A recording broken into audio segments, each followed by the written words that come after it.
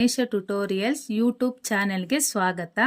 ಈ ಚಾನೆಲ್ ಅನ್ನು ನೀವು ಮೊದಲ ಬಾರಿಗೆ ನೋಡುತ್ತಿದ್ದರೆ ಸಬ್ಸ್ಕ್ರೈಬ್ ಮಾಡಿ ಹಾಗೂ ಬೆಲ್ ಐಕಾನ್ ಅನ್ನು ಪ್ರೆಸ್ ಮಾಡಿ.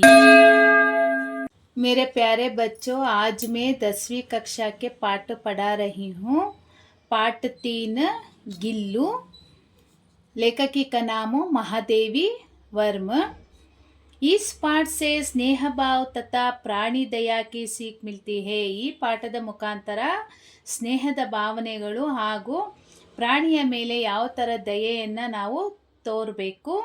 ಪಶು ಪಕ್ಷಿಯೋಂಕೆ ಸ್ವಭಾವ, ಪಶು ಪಕ್ಷಿಗಳ ಸ್ವಭಾವ ಯಾವ ಥರ ಇರುತ್ತೆ, ಅವ್ರ ಉನ್ಕಿ ಜೀವನ ಶೈಲಿ, ಅವುಗಳ ಜೀವನ ಶೈಲಿಗಳು. ಸಾಥ್ ಸಾಥ್ ಉನ್ಕೆ ಪ್ರತಿ ಮಹಾದೇವಿ ವರ್ಮಾಕ್ಕೆ ಪ್ರೇಮ್, ಅದರ ಜೊತೆ ಏನು ಮಹಾದೇವಿ ವರ್ಮಾ ಅವರು ಆ ಪ್ರಾಣಿಗಳ ಮೇಲೆ ಯಾವ ರೀತಿ ಪ್ರೀತಿಯನ್ನು ತೋರಿಸಿದ್ದಾರೆ. ಬಚ್ಚೆ ಪರಿಚಿತ್ ಹೋತೆ ಹೇ, ಇದೆಲ್ಲದ್ರ ಬಗ್ಗೆ ಮಕ್ಕಳು ತಿಳ್ಕೊಳ್ತಾರೆ. अच्छा बच्चों, ध्यान से देखो.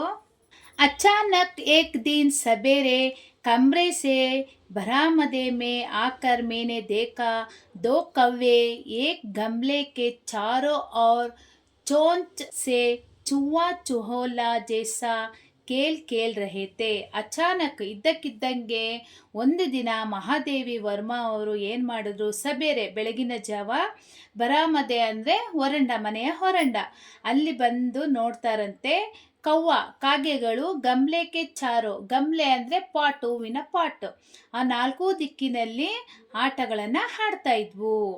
ಯಹ ಕಾಕಾ ಬುಷುಂಡಿ ಬಿ ವಿಚಿತ್ರ ಪಕ್ಷಿ ಹೇ, ಕಾಗೆಯನ್ನು ಕಾಕಾ ಬುಷುಂಡಿ ಅಂತಲೂ ಸಹ ಹೆಸರಿನಲ್ಲಿ ಕರೆಯುತ್ತಾರೆ.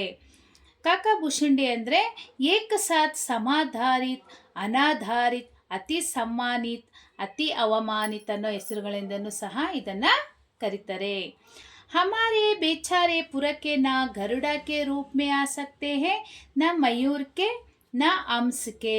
हमारे ಬೇಚಾರೆ ಮೂರ್ಖ ಅಂದರೆ ಮರಣ ಹೊಂದಂತಹ ಪೂರ್ವಜರು ಗರುಡ ರೂಪದಲ್ಲಿ, ಅಂದರೆ ಮಯೂರ ಅಂದರೆ ನವಿಲಿನ ರೂಪದಲ್ಲಿ, ನ ಹಂಸಕ್ಕೆ ಹಂಸ, ಈ 3 ರೂಪದಲ್ಲಿ ಬರೋದಕ್ಕೆ ಸಾಧ್ಯ ಇಲ್ಲ.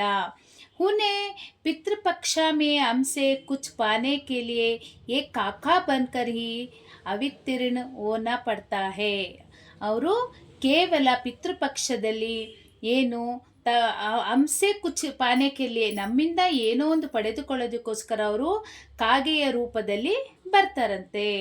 ಇತನಾ ಹಿ ನಹಿ ಹಮಾರೆ ದುರಸ್ಥ प्रियजनों को भी अपने आने का मधुर संदेश इनके कर्कश स्वर में ही देना पड़ता है. ಅಷ್ಟೇ ಅಲ್ಲದೆ ನಮಗೆ ಇಷ್ಟವಾದಂತಹ ಒಬ್ಬ ವ್ಯಕ್ತಿ ಮನೆಗೆ ಬರ್ತಾನಂದರೆ ಅದು ಸಂದೇಶವನ್ನು ನೀಡುತ್ತೆ ಕೂಗುವುದರ ಮುಖಾಂತರ.